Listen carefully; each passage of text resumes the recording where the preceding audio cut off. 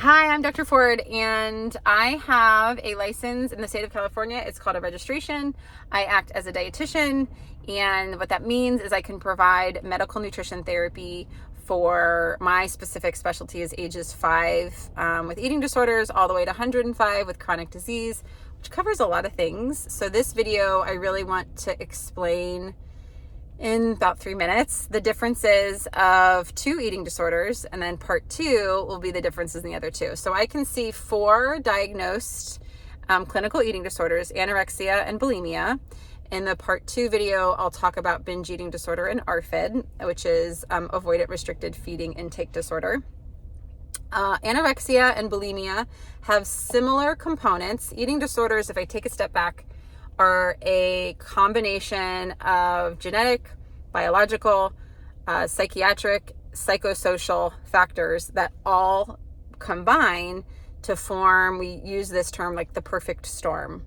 And there's definitely signs and symptoms that in order to receive a diagnosis, some of these symptoms need to be present. As a dietitian, I cannot diagnose, but I can work with other people on the medical care team to suggest that I think something is happening. And a lot of times you're going to see a biological sense. You might see underweight, but not all the time.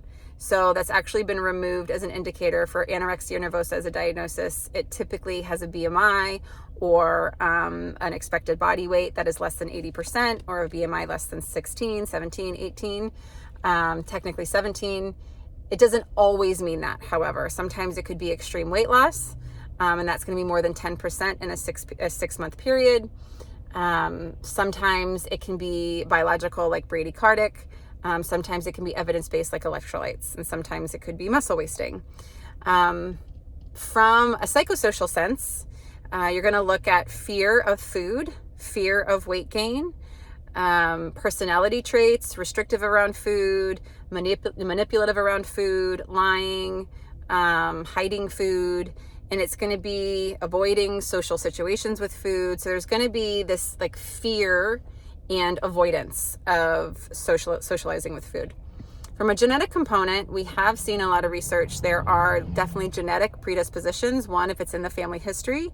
If you have a family history of anorexia, you're more likely to have the genetic factors. And there's also a social component. There's some sort of traumatic event. There's something that happened where the coping mechanism became around food.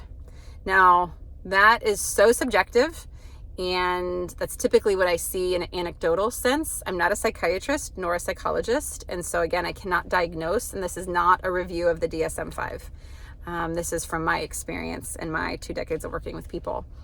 From a dietitian sense, you typically see people labeling food as good or bad. You typically see an avoidance, rules with food, rituals with food that lack an intuitive sense. In terms of bulimia nervosa is going to have those similar components, but then there's also going to be a bit more impulsive actions where there is periods of overeating with a mechanism where there's a removal of that, or a compensatory mechanism. So it's usually compensatory, So it's usually going to be induced vomiting, fasting for long periods of time, exercise following a meal. It could be strict dieting after a period of like cheat days. It could be yo-yo dieting. So bulimia, there's going to be a bit more, not as restrictive and not as self-restraint. There's going to be a more emotional dysregulation where there's highs and lows, if you will.